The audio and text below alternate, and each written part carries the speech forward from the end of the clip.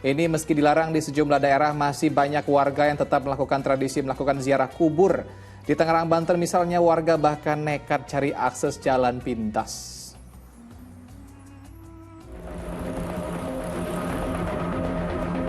Warga yang hendak berziarah terpaksa kembali pulang ke rumah usai mengetahui tempat pemakaman umum di Tangerang, Banten ditutup. Namun ada pula yang tetap nekat berziarah, seperti di TPU Selapajang Neglasaru, Kota Tangerang ini. Di dalam TPU ramai dengan peziarah. Mereka mengaku lewati jalan alternatif agar tetap bisa ziarah bersama keluarga. Katanya boleh ke jalan alternatif. Maksudnya dari daerah sana. Lewat belakang. Lewat belakang. Oh, berarti boleh. Berarti boleh. Ziarah kubur di tempat pemakaman umum seharusnya tak perlu dilarang. Untuk mencegah COVID-19, ziarah masih bisa dilakukan dengan menerapkan protokol kesehatan yang ketat, termasuk akses pembatasan. Berziarah itu bisa dikelola, di-manage. Jadi kalau mau ziarah satu keluarga begitu ya, yang penting mereka melakukan protokol kesehatan. Karena apa? Kecenderungan masyarakat kita semakin dilarang, kemudian mereka semakin pingin untuk melakukannya. Tempat pemakaman umum di wilayah Jabodetabek ditutup selama libur Lebaran hingga 16 Mei 2021 mendatang. Larangan tersebut untuk menghindari potensi kerumunan dalam pencegahan penularan COVID-19. Tim Liputan melaporkan. Kasus penjebolan TPU kembali terjadi. Kali ini warga menerobos masuk TPU Utan Kayu Pulau Gadung, Jakarta Timur untuk berziarah. Dua pelaku pengerusakan gerbang TPU kini diamankan petugas. Inilah aksi sejumlah oknum yang merusak gerbang masuk TPU Utan Kayu Pulau Gadung, Jakarta Timur pada Jumat siang. Peristiwa ini bermula saat sejumlah peziarah dihentikan petugas di area pintu masuk TPU lantaran adanya larangan ziarah dari pemerintah guna mencegah terjadinya kerumunan massa. Keadaannya memang menjadi sangat panas, menjadi ricuh. Nah, disitulah kejadiannya dari orang-orang yang di depan melakukan arogansi pengerusakan aset Pemda. Perusakan aset Pemda dan terjadilah pembongkaran pintu gerbang TPU Utan Kayu. Namun, kondisi tersebut segera dapat diatasi petugas. Dua orang pelaku pengerusakan pintu gerbang TPU diamankan dan kini berada di Mapolsek Pulau Gadung, Jakarta Timur untuk diperiksa. Muhammad Subadri Arifki melaporkan dari Jakarta. Nah, Pak Ustadz, ini masih terkait soal larangan pemerintah, Pak Ustadz. Tapi ada pertanyaan yang cukup mengganggu saya dan juga mungkin banyak orang. Pak Ustadz, ziarah kubur ini apakah wajib atau cuma tradisi masyarakat Indonesia saja, Pak Ustadz? Begini, Mas Aslan. Ziarah kubur itu memang pernah dilarang oleh Rasul. Dulu pernah dilarang, tapi kemudian dibolehkan. Bahkan pernah Rasul didatangi oleh malaikat Jibril. Datang ke rumah beliau, ketuk-ketuk, lalu siapa yang datang? Saya Jibril, kata malaikat. Lalu malaikat Jibril menyampaikan kepada Rasul SAW, itu di Madinah nih, cerita ini di Madinah ya. Beliau berpesan kepada Nabi bahwa Jibril, saya mendapat pesan dari Tuhan, dari Allah untuk mengajak kamu keluar sekarang. Keluar kemana? Ayo kita keluar ke kubur. Kan ada di Madinah itu ada pemakaman Baqi namanya.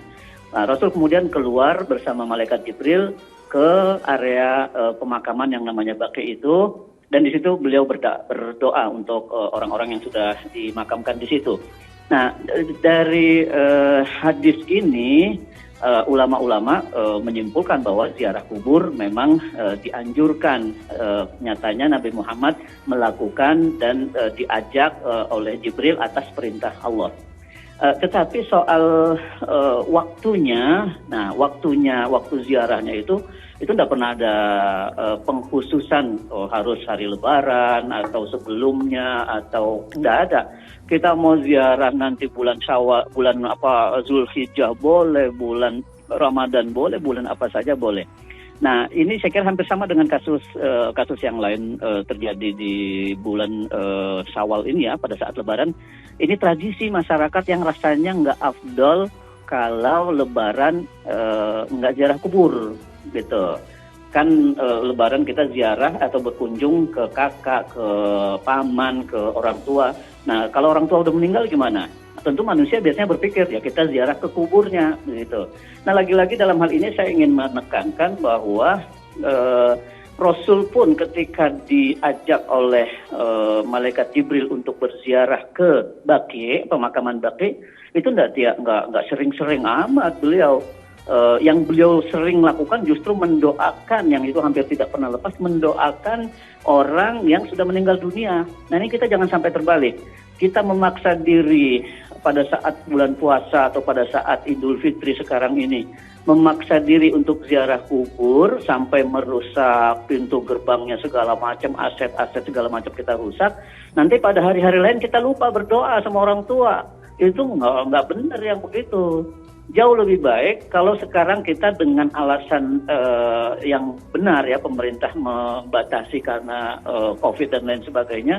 Jauh lebih baik kita tidak berziarah kubur, tapi doanya tetap setiap hari, setiap habis sholat. Rabbana atina fid dunya hasanah atau Rabbana ighfir lana wa liwalidaina.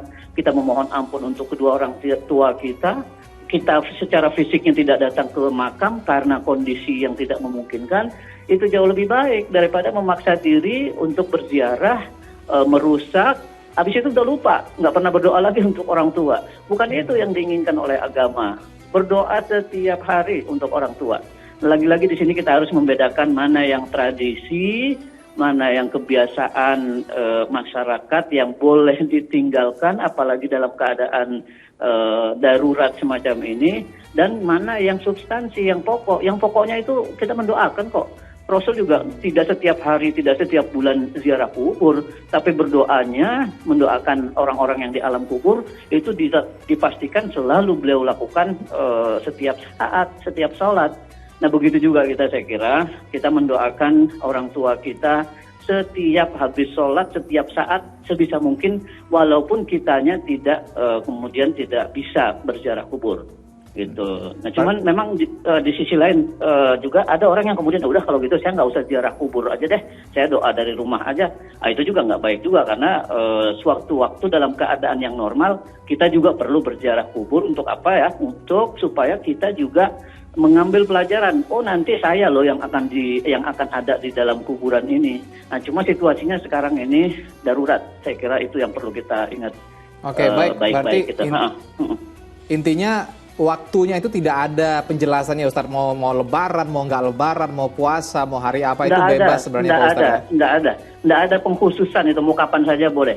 Nah karena kapan saja boleh, ya sebaiknya sekarang ini kita sabar dulu, nggak usah memaksa. Nanti keadaan sudah melandai, sudah memungkinkan, ya kita datang. Apalagi pada saat umpamanya hari-hari biasa kan nggak terjadi kerumunan. Ya. Datanglah pada saat hari-hari biasa yang tidak ada kerumunan itu.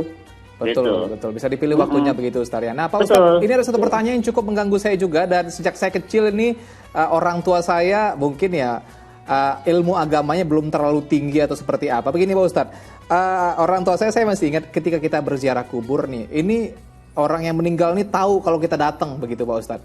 Terus dia mendengar doa kita gitu Pak Ustaz. Jadi kalau kita datang ziarah kubur nih, seseorang yang meninggal tersebut atau mungkin ruhnya itu mendengar, itu apakah benar Pak Ustaz? Atau itu cuma ya karena kita tidak tahu saja konsepnya ruh itu seperti apa? Atau mungkin kita doa pun depan kuburnya dia mungkin tidak mendengar apa-apa lagi begitu Ustaz? Nggak, kalau soal mendengar karena memang hadisnya cukup kuat yang saya tahu ya. Okay.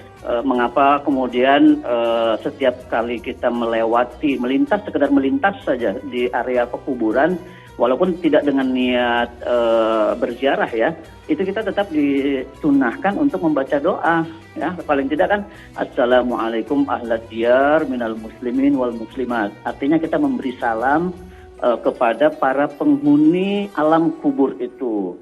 Lalu dilanjutkan, wa inna insyaallah bikum lahiqun. Kami insyaallah akan menyusul kalian. Nah, di situ intinya, kami akan menyusul. Nah, tapi itu tidak berarti bahwa untuk menyampaikan doa salam semacam itu harus di lokasi pemakaman. Oh tidak. Nyatanya sekarang kita setiap hari ini kan diperintahkan mendoakan orang-orang yang tua, yang dahulu. Alladzina sabaquna bil iman, gitu, orang-orang terdahulu yang sudah beriman sebelum kita. Itu orangnya sudah di alam kubur. Bahkan mungkin kalau nenek moyang kita yang kesekian mungkin sudah tidak di sini lokasinya. Artinya ada yang keturunan Arab, ada yang keturunan macam-macam yang secara fisik makamnya pun di tanah Arab sana. Apakah kemudian kita memaksakan diri setiap kali mau berziarah supaya nenek moyang kita yang di tanah Arab itu mendengar ucapan salam dan doa kita harus selalu pergi ke Arab sana? Tidak. Kita berdoa dari Jakarta pun orang yang dimakamkan di sana tetap mendengar, karena alam kubur itu alam yang berbeda sama sekali dengan alam dunia sekarang.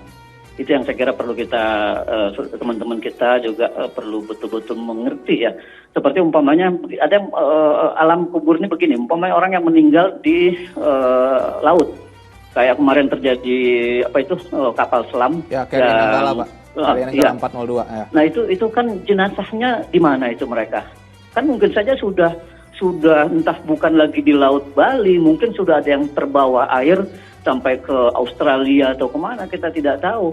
Apakah itu kemudian si keluarga yang di Jakarta, yang di Medan, yang di mana kalau dia berdoa, itu nggak sampai tidak harus tahu persis di mana letak makamnya gitu. Jadi kembali kepada mana yang substansi dan mana yang sekedar kebiasaan. Nah, dalam kondisi semacam ini tidak perlu memaksa semacam itulah, saya kira ya, tidak perlu. Jadi intinya orang yang meninggal ini tetap mendengar doa kita dimanapun kita berada begitu Ustaz. Tidak harus ke kuburan gitu Ustaz ya. Tidak harus. Oke. Tidak harus. Baik.